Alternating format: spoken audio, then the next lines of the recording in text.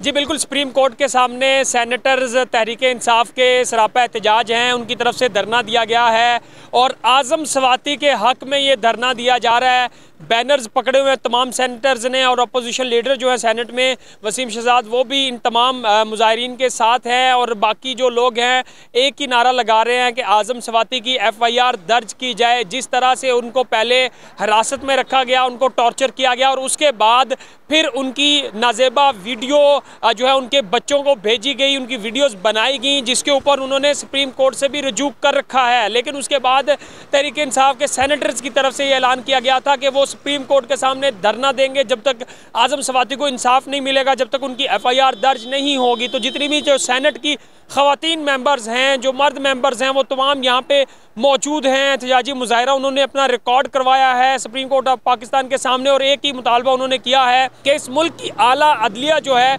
वही आज़म स्वाति को इंसाफ दे सकती है, चूँकि मौजूदा जो हुकूमत है उनसे उनका कहना है कि कोई उन्हें उम्मीद नहीं है और ये जो आज़म स्वाति के साथ हो रहा है और यही कहना है कि एक ही आखिरी आस जो है वो चीफ जस्टिस ऑफ पाकिस्तान की तरफ से उनको नज़र आ रही है जहाँ पे आज़म स्वाति को इंसाफ मिल सकेगा। तो तमाम जो सेनेट के अरकान हैं वो यहाँ पे मौजूद रहे, उन्होंने अपना एहतजाज रिकॉर्ड कराया, आज़म स्वाति के हक़ में नारेबाजी की और भरपूर तरीके से और वो खड़े हैं आज़म स्वाति के साथ। उनका यही कहना है कि जब तक आज़म स्वाति को इंसाफ नहीं मिलेगा वो इस तरह के मुजाहरे करते रहेंगे।